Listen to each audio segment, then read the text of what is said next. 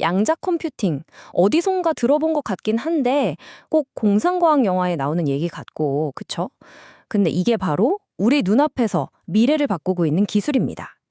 이름만 들으면 되게 복잡하고 어려워 보이는데 오늘 저랑 같이 이 신비로운 기술의 베일을 한꺼풀 벗겨서 그 핵심만 아주 명쾌하게 파헤쳐 보자고요.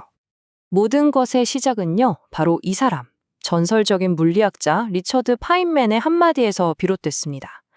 이분이 보니까 기존 컴퓨터로는 원자나 분자 같이 아주 작은 세계를 제대로 흉내낼 수가 없는 거예요. 너무 답답했던 거죠. 그래서 이런 말을 합니다. 자연을 제대로 시뮬레이션 하고 싶으면 자연이 쓰는 말, 그러니까 양자역학으로 돌아가는 컴퓨터를 만들어야 한다. 바로 이 통찰이 양자 컴퓨터의 문을 활짝 연 겁니다. 자, 그래서 오늘 우리가 함께 떠날 여정은 이렇습니다. 양자 컴퓨터가 어떻게 태어났는지부터 시작해서 핵심 원리는 뭔지, 또 우리 미래를 어떻게 바꿀 건지, 그리고 지금 어떤 과제들이 남아있는지까지 이 6단계로 쭉 한번 따라가 보겠습니다.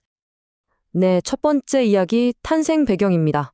도대체 양자 컴퓨터라는 게 왜 필요했을까요?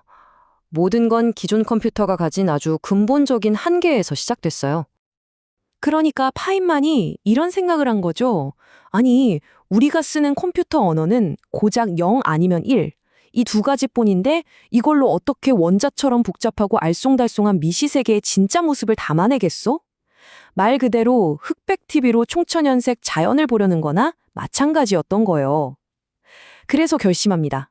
그럼 그 세계의 언어, 즉 양자역학의 원리로 직접 돌아가는 새로운 컴퓨터를 만들자. 바로 이게 양자 컴퓨터의 시작이었습니다. 자, 그럼 이 새로운 컴퓨터의 언어, 그 기본이 되는 알파벳은 뭘까요? 바로 큐비트입니다.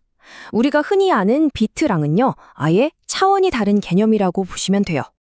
이 그림이 핵심을 딱 보여주는데요. 우리가 쓰는 컴퓨터의 비트는 그냥 전등 스위치 같은 거예요. 켜짐, 즉 1, 아니면 꺼짐, 즉 0, 둘 중 하나죠. 아주 명확해요.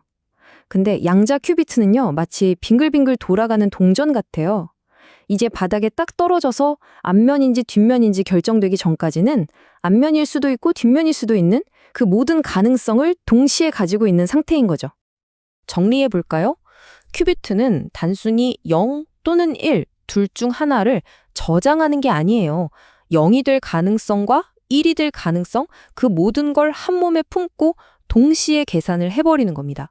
바로 이 동시에라는 특징이 양자 컴퓨터가 가진 어마어마한 힘의 원천이 되는 거죠. 아니 근데 대체 어떻게 그게 가능할까요?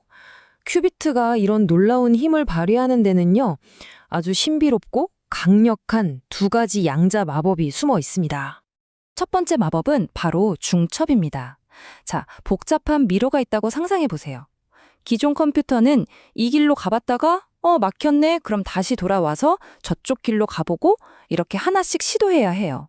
근데 양자 컴퓨터는요, 마치 미로 전체에 물을 확 붓는 것처럼 가능한 모든 길로 한 번에 쫙 퍼져나가서 순식간에 출구를 찾아내버리는 겁니다. 모든 가능성을 동시에 탐색하는 거죠. 두 번째 마법은 얽힘이에요. 이건 더 신기합니다. 마치 보이지 않는 끈으로 연결된 쌍둥이 큐비트가 있다고 생각해 보세요. 그래서 하나가 앞면으로 결정되는 순간 저 멀리, 심지어 우주 반대편에 있는 다른 하나도 즉시 뒷면으로 결정돼 버리는 거예요. 빛보다 빠른 이 기묘한 연결 덕분에 수많은 큐비트들이 마치 하나의 거대한 뇌처럼 착착 협력해서 기존 컴퓨터로는 정말 상상도 못할 복잡한 문제들을 풀어낼 수 있게 됩니다. 자, 그럼 여기서 이런 생각이 들죠? 그럼 슈퍼컴퓨터랑은 뭐가 다른 거지? 둘 다 엄청 빠른 컴퓨터 아닌가? 한번 비교해 볼까요? 그럼 이런 질문이 자연스럽게 나오죠. 와, 이렇게 대단하면 나중에 내 노트북도 양자 컴퓨터로 바뀌는 건가? 웹서핑하고 엑셀 작업하고 이런 일상적인 작업에도 양자 컴퓨터가 쓰이게 될까요? 정답부터 말씀드리면 아니오입니다. 그럴 가능성은 거의 없어요. 이 표를 보시면 명확해집니다. 이 둘은 아예 목적이 다른 도구예요. 비유하자면 슈퍼컴퓨터는 정해진 계산을 엄청나게 빨리 처리하는, 뭐랄까, 엄청나게 성실하고 빠른 수학자 같은 존재고요. 반면에 양자 컴퓨터는 모든 가능성을 한 번에 꿰뚫어보고 정답을 딱 찾아내는 직관적인 천재에 가깝습니다. 서로 잘하는 분야가 다른 거죠. 자, 그럼 이제 가장 흥미로운 부분으로 넘어가 보죠. 그래서 이 직관적인 천재가 실제로 우리 삶을 어떻게 바꿔놓을 수 있을까요? 대체 어디에 쓸 수 있을까요? 그 잠재력은 정말 상상을 초월합니다. 예를 들어 의학 분야에서는요, 복잡한 분자 구조를 통째로 시뮬레이션해서 부작용 없는 신약을 설계할 수 있고요. 소재과학에서는 수백만 가지 물질 조합을 순식간에 테스트해서 지금껏 없던 혁신적인 신소재, 더 좋은 배터리 같은 것들을 만들어낼 수 있겠죠. 금융에서는 또 어떻고요? 시장의 모든 변수를 동시에 고려해서 최고의 투자 전략을 찾아내고 인공지능의 학습 속도를 지금보다 수백 배는 빠르게 만들 수도 있습니다. 와, 정말 장밋빛 미래가 펼쳐질 것 같죠? 하지만 이 모든 게 현실이 되려면 아직 우리가 넘어야 할 아주 커다란 기술적인 산들이 남아 있습니다. 자, 아마 많은 분들이 이 부분에서 덜컥 걱정이 되실 거예요. 잠깐만, 양자 컴퓨터가 그렇게 계산을 잘하면 내 온라인 뱅킹 비밀번호나 개인정보 같은 암호들은 다 뚫리는 거 아니야? 지금 우리가 쓰는 인터넷 보안 이대로 괜찮은 걸까요? 네, 이건 바로 양자의 검과 양자의 방패의 대결이라고 할 수 있습니다.